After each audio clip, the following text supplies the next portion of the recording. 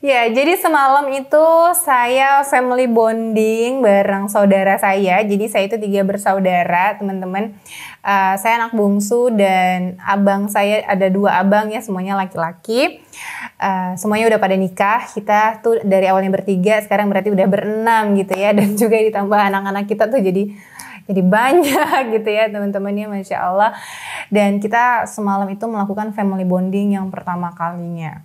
Kita Zoom bareng dengan pemaparan materi gitu ya, dan ternyata ada satu obrolan yang ternyata itu paling banyak dikeluhkan sama para istri ya, khususnya kami bertiga.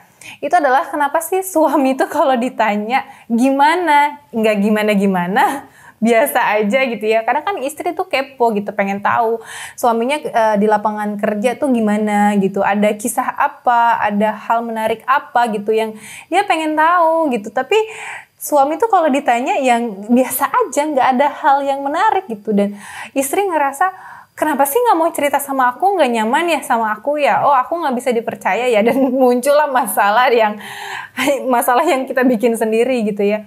Dan suami juga nggak ngerti, aku bingung juga gitu mau ngomong apa. Nah, ini ada beberapa nih saya simpulkan dari obrolan kita semalam. Ternyata ada 5 alasan kenapa suami itu sulit menceritakan apa yang terjadi di kantor.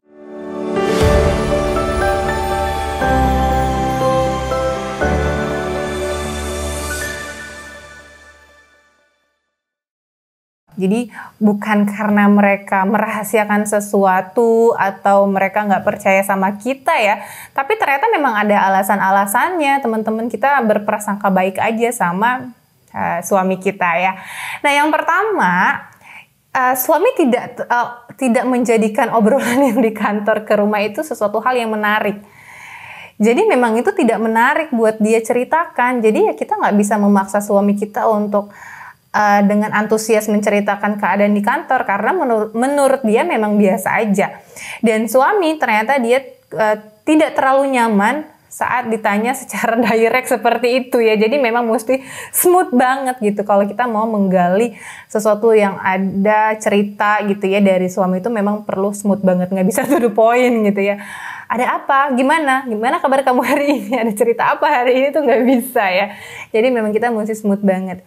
Nah, yang kedua, bisa jadi segala sesuatu yang terjadi di kantor tuh semuanya udah selesai gitu, udah diatasi. Ngapain lagi mau diceritain ke rumah gitu kan?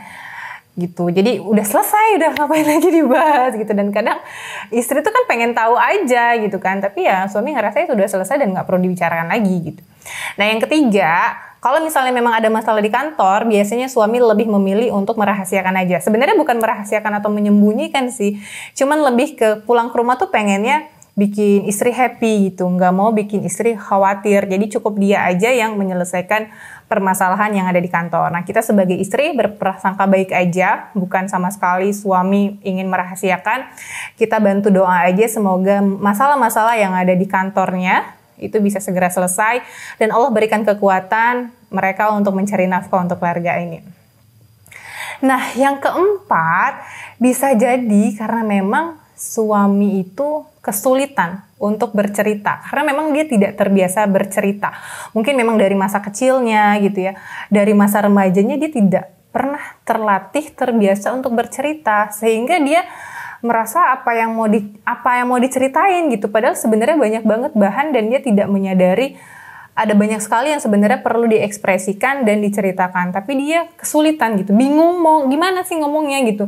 Jadi bukannya tertutup, tapi bingung mau ngomongnya gimana. Nah, kita sebagai istri itu bisa menerima dulu itu, kemudian kita sama-sama rutin deep talk gitu ya. Semoga suami juga bisa mengungkapkan, berekspresif gitu ya atas apa yang dia rasakan hari ini. Nah, selanjutnya yang kelima, karena memang stok kata seorang suami itu udah habis. Kan jatahnya tuh cuma 7.000 per hari. Nah, 7.000 itu tuh udah kepake semuanya di kantor. Pulang ke rumah stok katanya udah habis. dia pengen segera istirahat gitu ya. Kalaupun pengen family time di rumah malam-malam ya mungkin gak akan banyak ngobrol karena emang stok kata dia udah habis. Mungkin kita lanjutkan besok. Kalau memang mau ngobrol bisa dimulai di pagi hari saat stok kata dia masih banyak gitu deh para istri. Semangat terus untuk membersamai suami ya.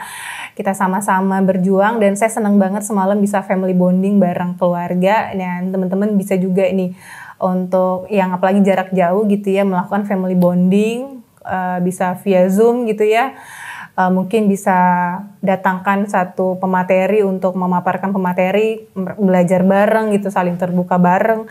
Dan itu semuanya seru banget. Jadi tuh setelah family bonding di Zoom itu tuh kayak plong banget dan lega banget karena pelan-pelan mereka juga para suami khususnya diajak untuk menulis, mengungkapkan perasaan dan cerita mereka dan belum banyak sih tulisannya tapi sedikit-sedikit mereka udah mulai belajar cara merangkai kata untuk mengekspresikan apa yang dia rasakan. Dan itu luar biasa banget. Saya yakin pagi ini saudara-saudara saya gitu ya bekerja dengan penuh semangat karena kebutuhan emosinya sudah terpenuhi dengan kita saling bertukar cerita dan saling mengungkapkan cinta.